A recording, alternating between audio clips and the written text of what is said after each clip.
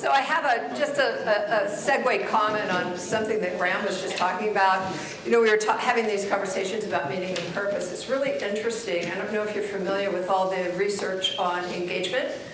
So there's a ton of research. Daniel Pink did a lot on motivation, and then a ton of other people, MIT included, did a lot of research on engagement. And what keeps employees connected to an organization are three things. Autonomy, the ability to kind of be self-directed. Mastery, the ability to get good at something. And meaning and purpose. It's everywhere. It's absolutely everywhere. And it's, you know, it's paramount importance that us as therapists are really attuned to our clients in this way. So I'm going to build a bit on what Graham has done already, and kind of hopefully by the time I end up speaking, two things will happen. Number one, lunch will arrive, probably the most important thing. And number two, there will be a few golden nuggets that you kind of tuck away and go, okay, I think that's something I can remember and try out with one of my clients. That's really the hope here. So it's really, as Graham already talked about, this attunement to the spiritual dimensions of our client and how we do this is really more art than it is science. Everybody's got the science, right? We've all done our counseling theories and all the stuff that we learned. This is more art. Spiritual conversations oftentimes will just start up in your conversations with your client. The thing is, you may not recognize the spiritual significance of it if you're not tuning in with a spiritual ear. And that has to be cultivated. I don't think that necessarily comes naturally for us. I think we have a natural tendency to have a religious ear, and we can latch onto things that are familiar and, oh, okay, this person's Catholic, so I make all these assumptions about this person because they're Catholic, et cetera, et cetera. That's not what I'm talking about. I'm talking about really focusing in and tuning in. So there's a couple of things to just kind of know in the verbiage. So our clients will either tell us or show us explicitly or implicitly their spirituality. For example, they might walk in with a gold cross or a necklace with the cross. They might say the word God, which I will refer to as God speak or God language, right, with the client. Or they may even identify an experience that they define as spiritual, like prayer. But a lot of times, people show up with things that really don't have the spirituality name tag attached to it. And that might be something like, most peaceful I ever feel is when I'm watching a sunset. The most connected to God I ever feel is when I'm walking in the woods. I mean, the God part in that statement is very explicit, but the walking in the woods is the connector. So one of the things we can do, besides listening with the spiritual ear, and that's the first and foremost part that needs to be cultivated, we can do what one of my favorite authors, Russell Seiler Jones, says, and Jennifer's nodding her head because she and I know this book really well, Spirit in Session. He talks about priming the spiritual pump, and I kind of love that language. And he says, use psycho-spiritual language. Well, what is that? Words like strength, peace, hope, and even the idea that someone understands the situation that you are in even better than you do, right? These things are oftentimes our lead-ins to having a more deep and spiritual discussion. Now, if your person is a Godspeed person, right, they've already walked in and said, you know, I've prayed to God 1,000,000 times about this and everything's still the same, right? There's a number of questions that you could use with that person as well, just to prime the pump. How do you listen for God? Have there been times when you felt especially close to God, or the flip side, especially cut off from God? What did you learn about God as you were growing up? I was tuned into Carla's comment about background and how the spiritual journey is very rarely a straight line. It's all over the place. And although I'm not going to do that at this workshop, the first workshop that was probably attended by 70% of you, I went into a lot of depth on spiritual assessment. And if anybody here is unfamiliar with that, you can pick up Russell Slattery-Jones' book, Spirit in Session. I'll be happy to send you some information on really thorough spiritual assessments, but because those things are incredibly important. So all the times that we are in communication with our clients, we're communicating right in a wide variety of ways. Some are verbal, some are nonverbal. So part of our work is to remain what I call hospitable to the client's spiritual stories. So a couple of ways we do this is we notice and we inquire about very specific words that they're using or shifts in emotions. We inquire about memories, experiences associated with those shifts. Our clients come in not with just one story, but with lots of stories, right? There's the presenting issue, you know. Those of you at Samaritan know me as the clinical director. It's about, okay, are you clear about the presenting issues here? That's just the tip of the iceberg of what we have to explore with our clients. I have a client now whose story has changed quite dramatically. When I first started seeing her a couple of years ago, her eldest son was an active addict. She herself had revived him 3 times with Narcan. So some of the struggle for her as part of her story was, she would say, I know this is going to happen. I know he's going to die from an overdose. I know this, but I have hope that he won't. Very deeply religious woman, well connected to her church, deep in devotions, prayers, and all of those resources, external and internal resources, helped to sustain her during all this time when he would be temporarily clean, and then he'd relapse, and then he'd be clean, and then relapse. This went on for years. Her son overdosed and died Christmas Day, just last year. Her story is changing. Her story has changed.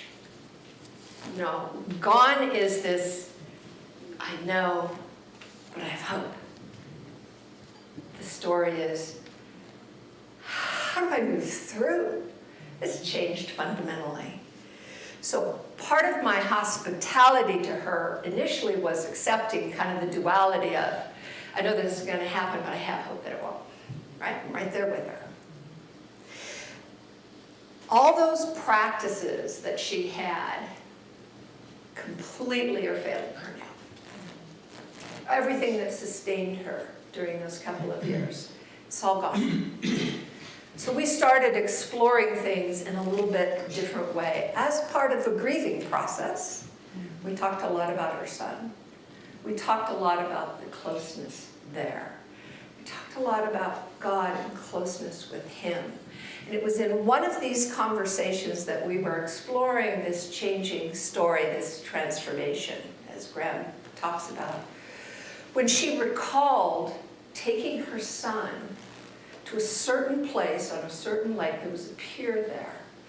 And she used to teach him how to fish.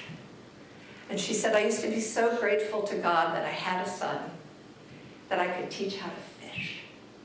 And all of a sudden, as she was recalling that memory and that story, she knew exactly what she needed to do. She returned to the pier. She prayed there. She remembered her son. That is where she connected to God, right? So it is in these honoring the stories and the changing stories and constantly adjusting our ear to listen for things and exploring that we really can help our clients. As I love the way you put it, we kind of wait for the aha moment, right? Our job isn't to create that. Our job is to have patience and to be in dialogue and help that to kind of come alive in them. By the way, I would be remiss if I didn't tell you about a really great resource. There's a book called The Spiritual Lives of Bereaved Parents, and I have worked with a lot of clients over the years who have lost their children. It's by Dennis Klass, Klass, and if you lose your piece of paper, you can email me and I'll be happy to send that to you. So, we listen for spiritual openings in words, phrases, idioms. For example, the client says, it's in God's hands now. How many of you do you think would say automatically in your head, oh yeah, I know what that means? You don't have to raise your hand. Okay, thank you, Pat. The real person in the back, thank you. Yeah, I mean, wouldn't we automatically go to a place where we would understand probably what that means? Well, not necessarily. Not necessarily at all. So we could ask questions. Well, gosh, what is that like? We could propose hypotheses. Is it a relief that you've turned it over to God, or has God taken it from you? Because those are two different completely things, right? Or is it more like, do you sense that you still have a part to play, but you have God's help in this? You see all the different ways that you can explore this. So one of the things that we really have to do when we are working with clients like this is we also have to notice our own responses. What's bubbling up in you? What causes your gut to knot up, your brow to furrow? What causes you to have tension building? Now, a lot of times we would say, oh yeah, that's countertransference. I get that. I know what's bubbling up inside of me. I'm going to talk to Jennifer or Susan or a colleague about that because we have to be aware of it, we have to note it, and we have to manage it. But in this case, with these spiritual issues, it's really important to attend to it. Because the work of, I will tell you, the work of Griffith and Griffith, this is Jeff Griffith and Melissa Griffith, and you'll see them quoted on these slides quite a bit. They described a period of time when they were intentional about not noticing, but not only noticing, but also recording those beliefs and assumptions that they had made that actually obscured their sense of wonder and curiosity. So noticing that the degree of their surprise when they were with clients had been a measure of their entrenchment in their own stereotypes. We ought to be surprised by our client. We have to be curious about our client. As judgment-free, as assumption-free as we can possibly make it, that is the way that we need to meet with our clients. Thoughts, questions about what's been said so far. Does any of this resonate with you? When I told the story of the client, when you think about any clients that you've had, have you had clients that have had changing stories? Right? The death of a parent, death of a child. What other kinds of changing stories have you noticed in your work? Divorce. Oh, huge. Yes, divorce. Loss, grief. The world as I've known it is upside down. Everything's changed, transformational. Health issues. Health issues as well, yes. Good. Any others? Going from one faith community to another and God changing for them when they go to the other faith community. Yes, changing faith communities. And then that, when you say God changing, are you meaning your sense of God and who God is changing? And is that maybe because you're fitting into the community, or maybe you're transforming inside and you're choosing a community that's more in alignment with kind of where you are at? Absolutely. Absolutely. Yes, Carol? Coming out of the closet, either themselves or a family member. Coming out of the closet. Thank you for saying that. Yes, absolutely. We'll talk a little bit about that when we talk about spiritual struggles, because that is a big one. That's a big one. So we've been talking about this whole idea of spiritual experiences are not just words, right? They are experience within our body. So anybody seen the movie A River Runs Through It? Show of hands? Oh, great. So who knows how to fly fish? Oh, come on. Pat, you're my man. I want to learn how to fly fish. I don't know where you have to take my husband and I, but I want to learn. I was so mesmerized by, I think it was Brad Pitt that played the younger, very rebellious son. And he goes up to like here in the water, and he's still casting. I was just phenomenal. But the whole idea behind this is this idea that our spiritual experiences, it really runs the whole gamut of experience, both in our body and our mind and our spirit and our physicality as well. It really, that movie for me, and this quote in particular, really exemplifies what we would call a visceral sensibility that we have as human beings that help to guide our discernment, right? The state of the body, and there's a lot of research, and I thought about boring you with it, and then I said, nah, I'm not going to do that, trust me. The research supports the state of our body seems to govern access to spiritual or religious experience. The state of the body is so important. So, in therapy, a conversation that engages not only that which is easily articulated in words, right? If you're a CBTer, you kind of know what I'm talking about, because when I first started in the business, that's kind of all I did. I'm a very cerebral person. Boy, it had to make sense up here versus Carla, who's like gestalt and all over the feelings, and where in your body are you feeling that? And Carol's laughing because she knows how the differences are. Yeah, absolutely. So I get that, but here's the important thing. We've got to be able to shift gears. We've got to be able to pull all the levers when we're working with our clients and when we're working with them and their spiritual experiences.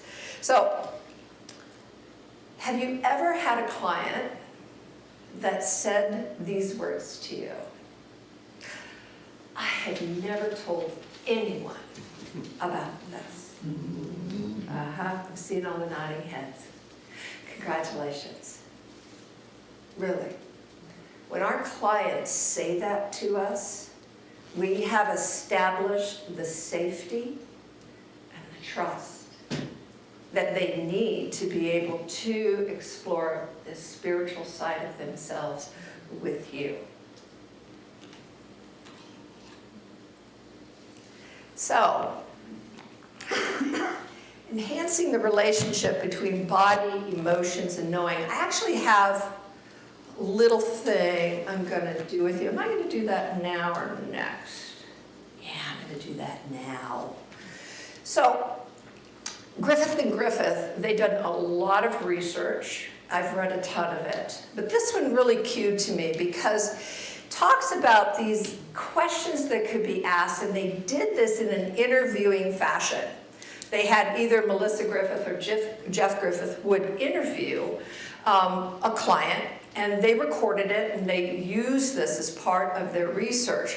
And so some of the leading questions that they might ask. Can you distinguish moments when you feel intensely the presence of God from those moments when you don't? See, we're exploring something different. This is not just in words. How is it that you sense the difference? What is it that you experience in your body? Or what are the sensations telling you that you have entered into that state of being? So Graham has graciously agreed to do a little tete-a-tete with me. And this is directly out of Griffith and Griffith research, so no, there's no creativity on either of our parts here. It's just all the work's been done for us. But I want you to attune to the dialogue, both what I'm saying or asking him and what he's saying. Oh, golly, he's always messing with me. Well, Sure.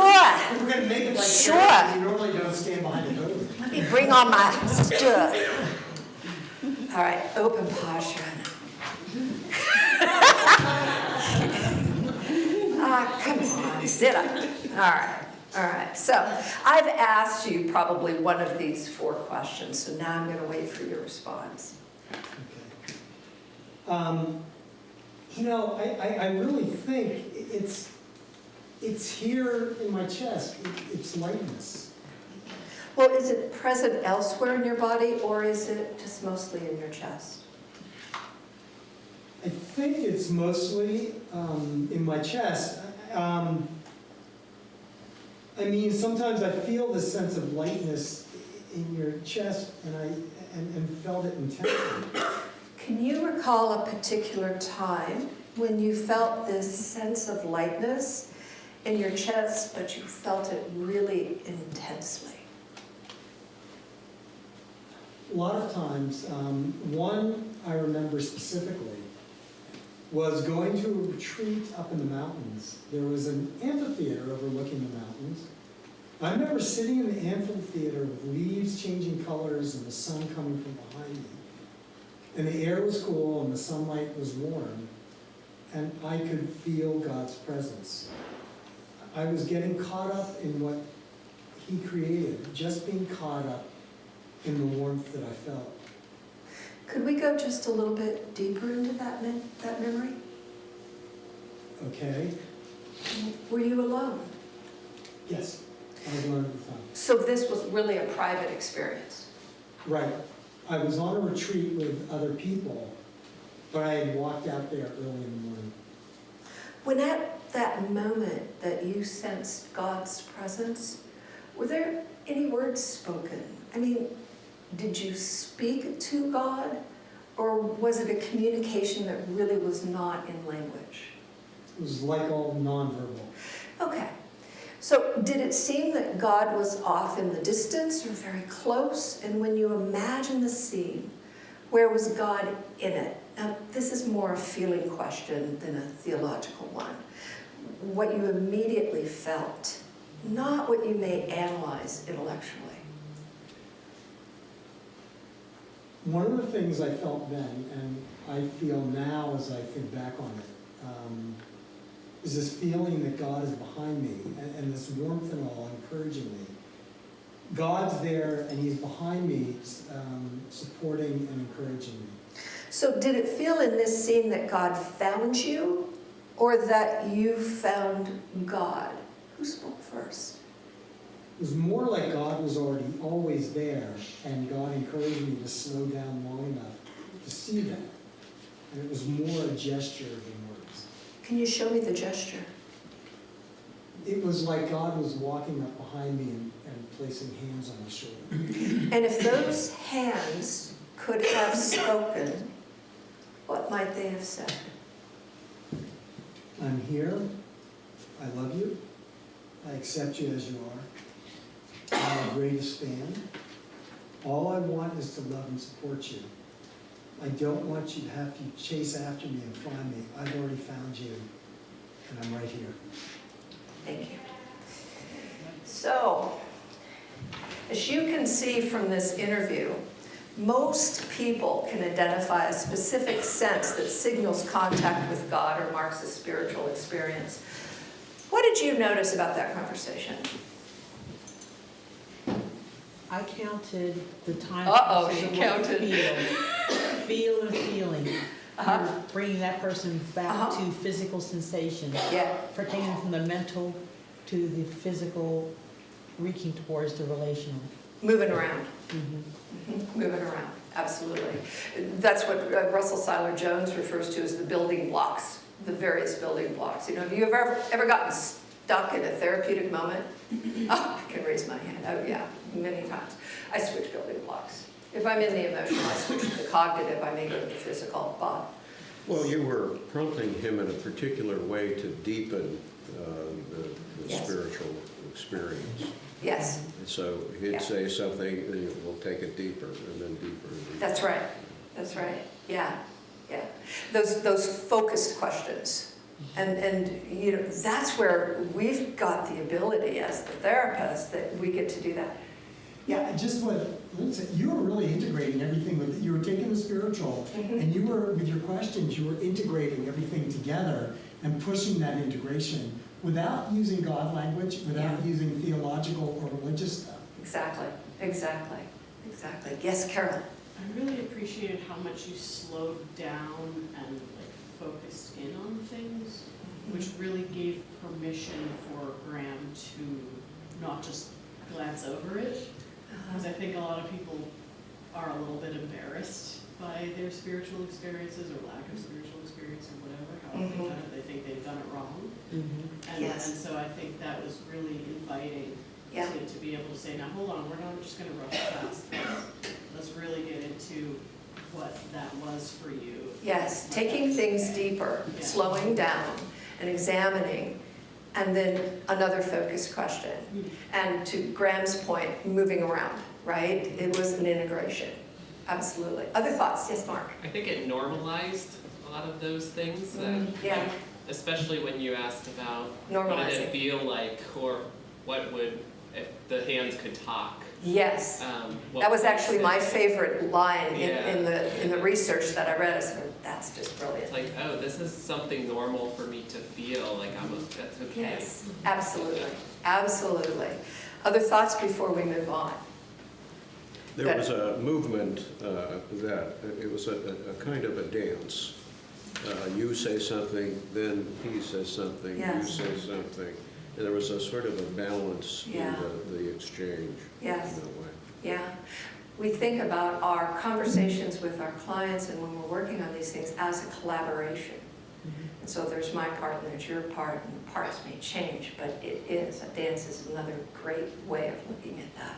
Yes, good, good, good. I want to talk for just a few minutes. Some of this will be familiar to those of you who came to the first workshop, but spiritual struggles is something that everybody in this room has had a client dealing with. I could absolutely guarantee you. You may not have labeled it a spiritual struggle, but you will recognize it as such. So Ken Parchment, he's been around for quite a while. He studies the relationship between religion, the psychological well-being, and stress. He was the author of Spiritually Integrated Psychotherapy, Understanding and Addressing the Sacred. That's a tome. But he's also got videos out, which I have enjoyed watching. I like the way he defines things, and that's why I wanted to make sure that I had included this. Spiritual struggles, experience of tension, stress, and conflict about sacred matters within oneself, with somebody else, and with the divine.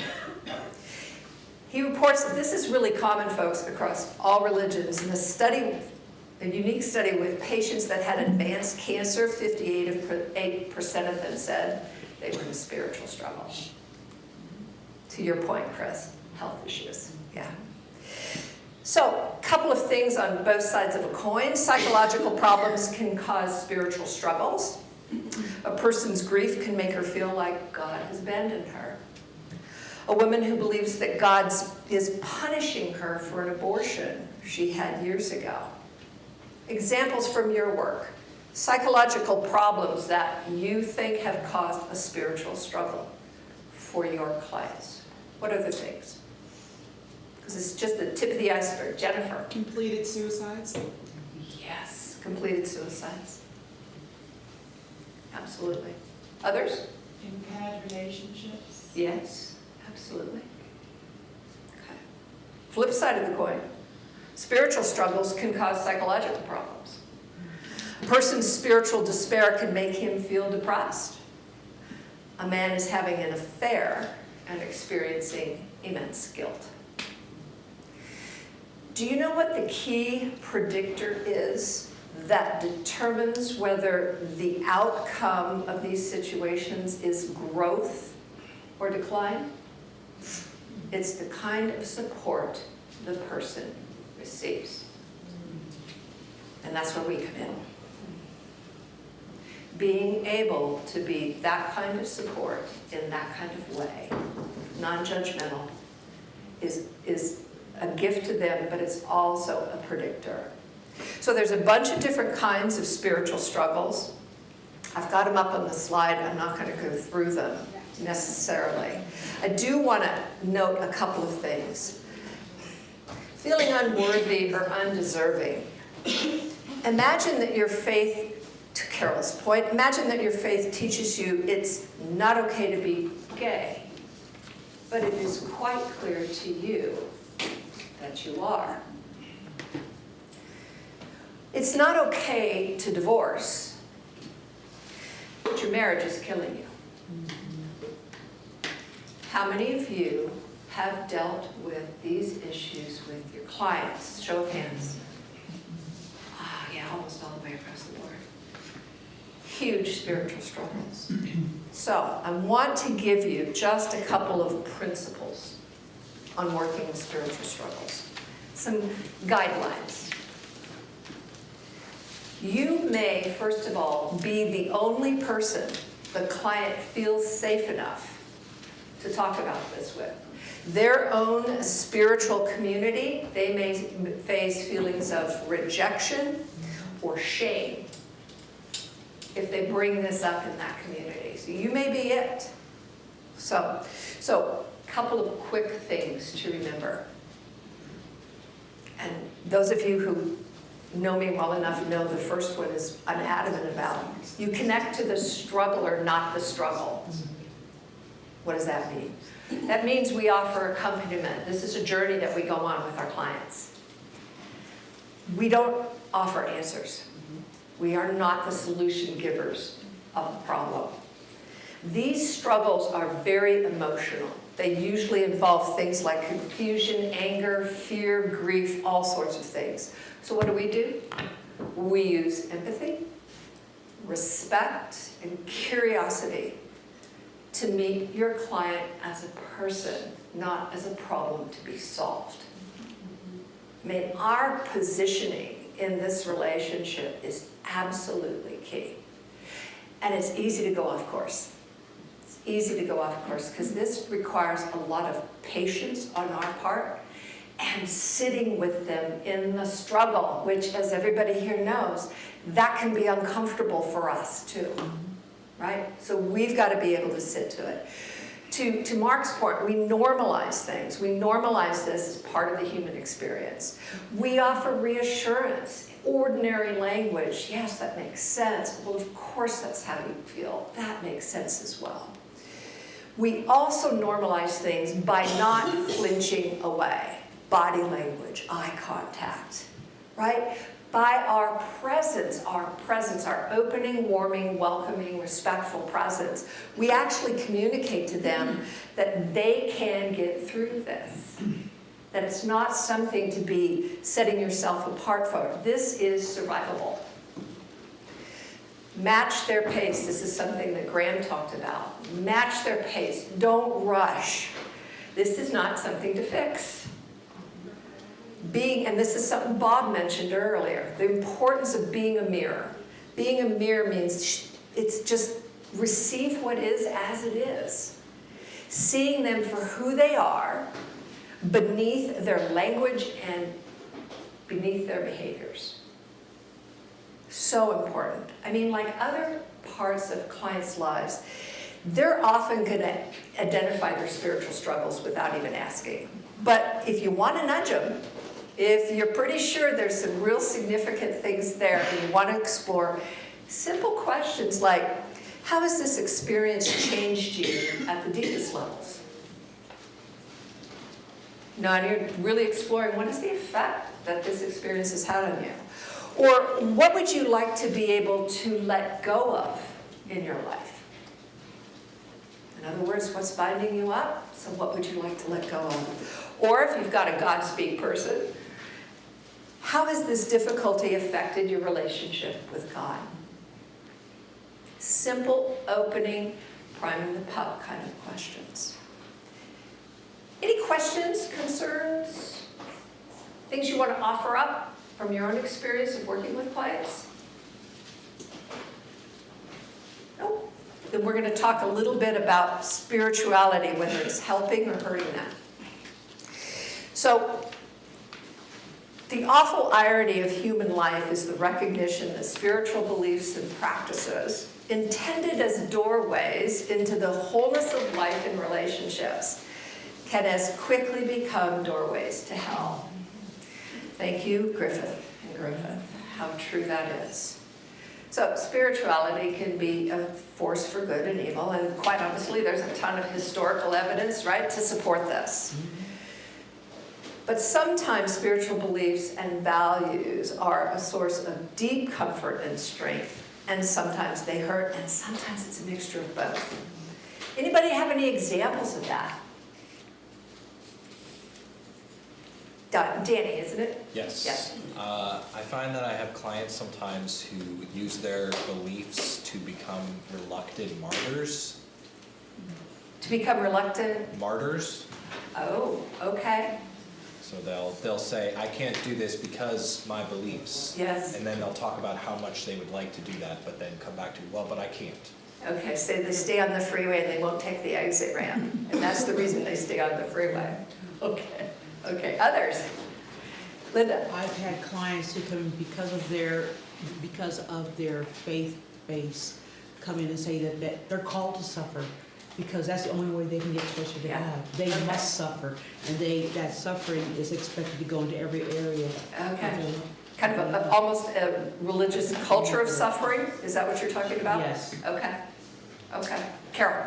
I run into this a lot with like boundary issues. Yes? With religious communities of like, it means a lot to me and I find it very fulfilling to be a part of these million things. Yeah. But I'm like dying on the inside because I don't have any more in me. Absolutely, absolutely.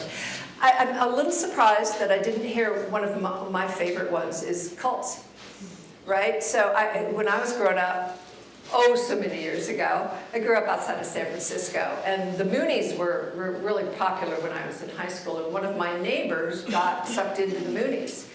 And his parents lost him for nearly 2 years. And when he came back, there was no recognition of who he had been before he went into the Moonies. I remember that just very, very vividly. And I've had numerous clients who will tell me, I was raised in a cultish church, right? And they have walked completely away from church, not necessarily God or a spiritual existence, but walked away from church. So how are we to assess this? How do we know without imposing our own values, how are we supposed to know this? Well, what we assess, and Graham kind of alluded to this when he was talking about the relational dimension. What we do is we assess the difference that a client's beliefs and spiritual practices and community make in their lives. For example, does it help your client make sense out of the world? Does it help your client treat themselves and other people fairly? Does it provide them with a sense of meaning and some purpose for their life? Well, if the answer to all those questions is, I'm going to call it healthy, right? The impact. On the flip side, though, does it make him or her more fearful, more anxious, or more hostile? Does it isolate him or her from other parts of themselves or apart from others? If the answer to those questions are yes, I'm going to categorize those as unhealthy. Let me give you a couple of quick spiritual examples, clinical spiritual. A woman struggling with PTSD following an assault, but doesn't want to talk about what happened because she has put it in God's hands and is trusting God to heal her. A man who is chronically depressed, and his depression and meditation practice have commingled in such a way for him, such that his letting go of thoughts become a way to disassociate from painful issues that need to be addressed. Similar to the way we assess the effect a relationship has on our clients, so we assess the effect their spiritual beliefs and their practices have. So we don't focus on the truth claims. We don't get into philosophical and theological debates with our clients, but we assess the impact of that. There is, by the way, James Griffith has just put out a new book. I haven't gotten to it yet, but it's all about this. Religion that heals, religion that harms, and encountering the sacred in psychotherapy.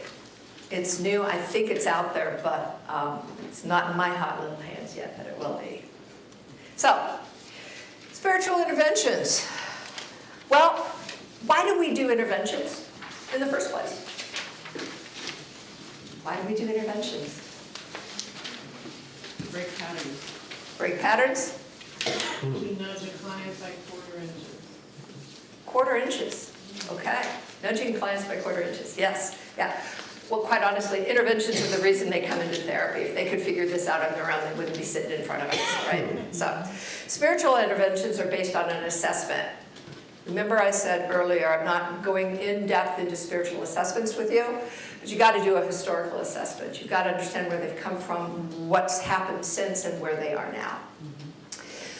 Successful interventions are all about helping clients towards their stated goals, helping clients build a foundation so that they need to move forward. And sometimes we do interventions just to strengthen an alliance, right?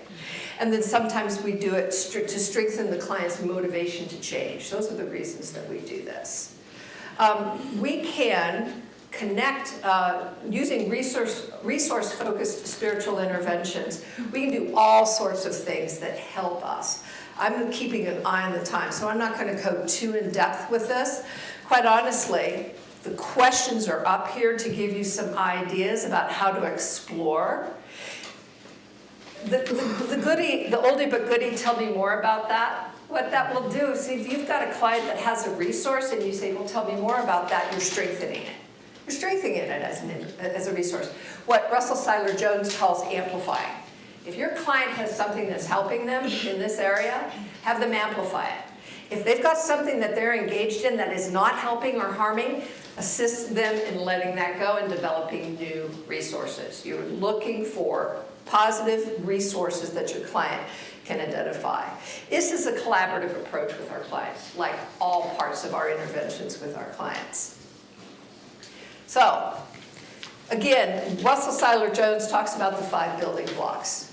Okay, so actually, he talks about it, but the guy that developed it was a guy named Pat Ogden. He was the chief developer of, get this, sensory motor psychotherapy. I confess, I have not read Pat Ogden. There's just something about that title that's just like, ooh, I think not.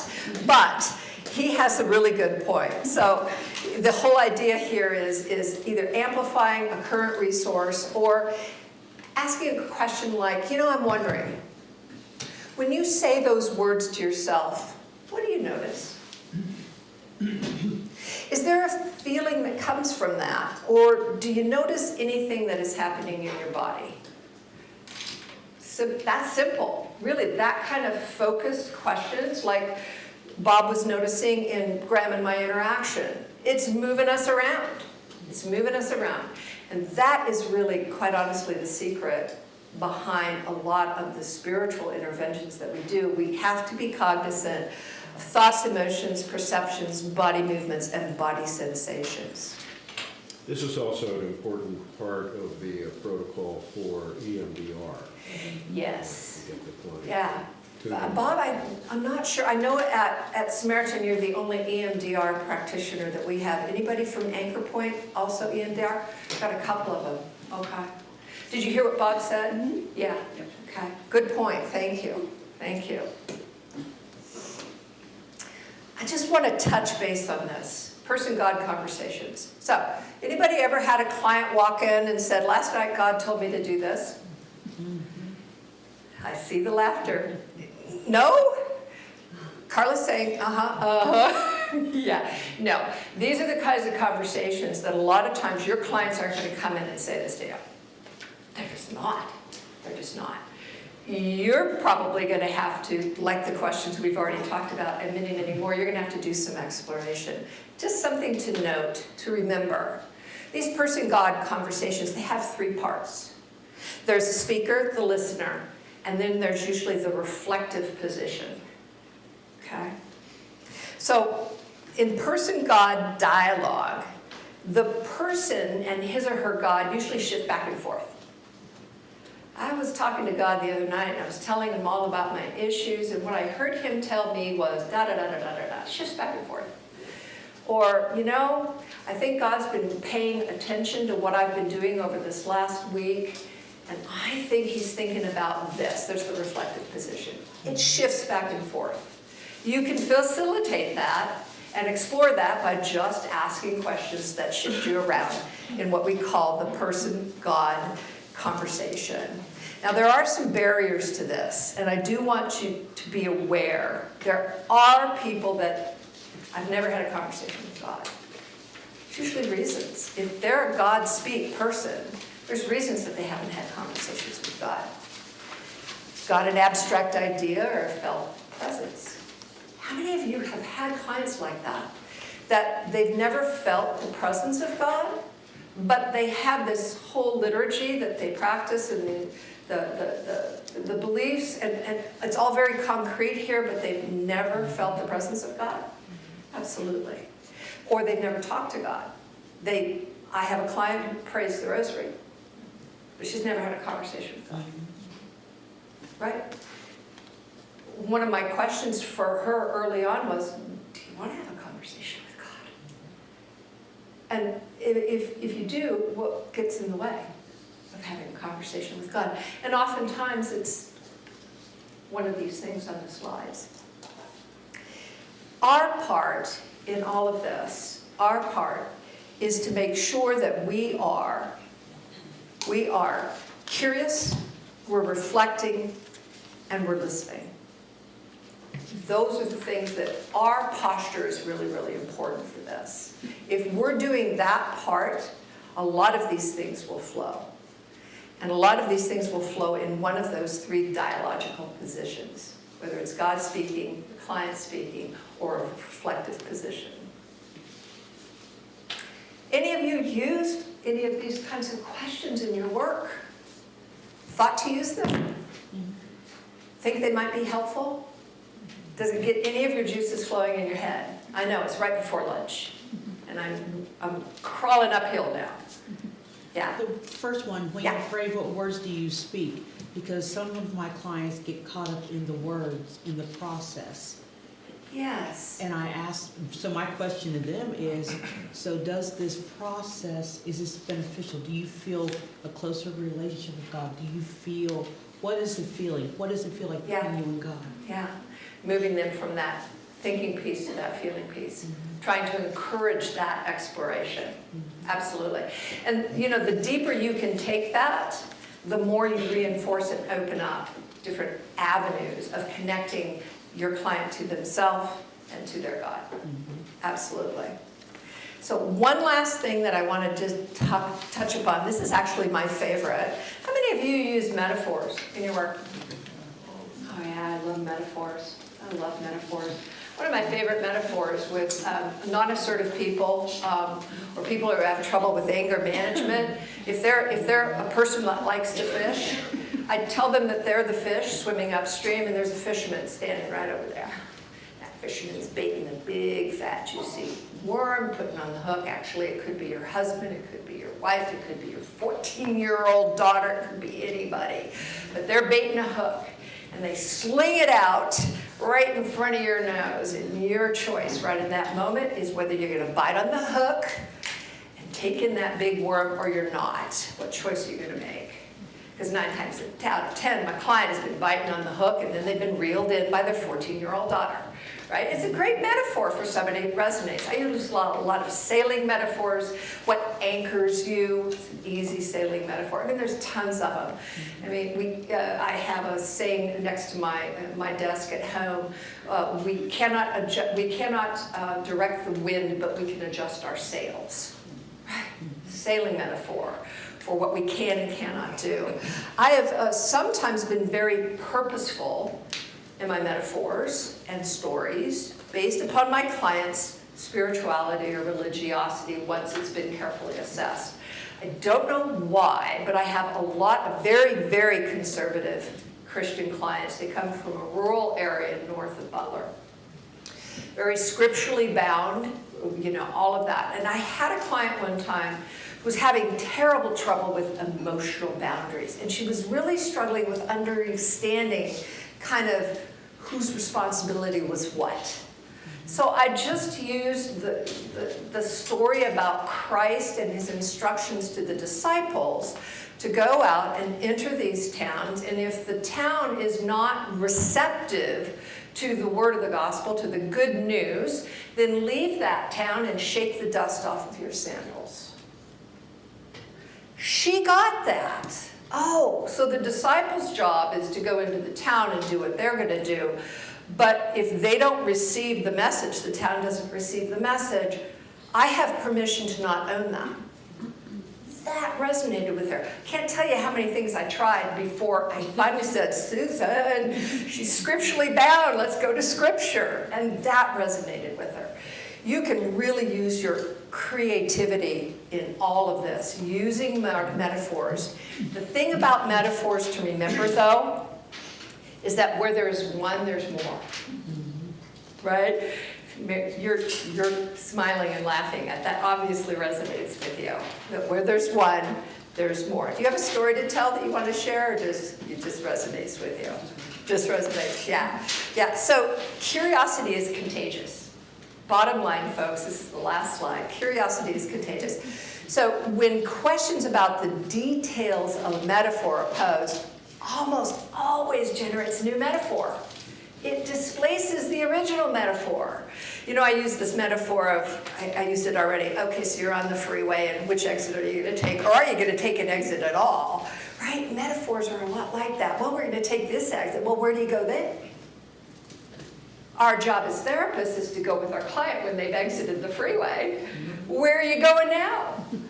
What's next? Right? Because there's going to be another metaphor. And just following your client, using that attuned, focusing questions, and then follow your client. Follow their pace. Don't push. Remember, they're not a problem to be solved. You are joining them in a journey. And I think if you keep some of these basic tenets in mind about spiritual struggles, connecting to the struggler, not the struggle, right? Keeping this idea of, you know, being that open, safe person, you will be able to do a lot of this work to a great benefit for your clients. Any last minute questions before your tummies tell you that, Susan, if you don't sit down right now and stop talking to me, I'm gonna shoot you. Any other questions, thoughts, anything that resonated that you think you can use? Okay, must be time to eat. Because I see it's back there, so go enjoy lunch. Lucy, I think is going to talk. She's going to introduce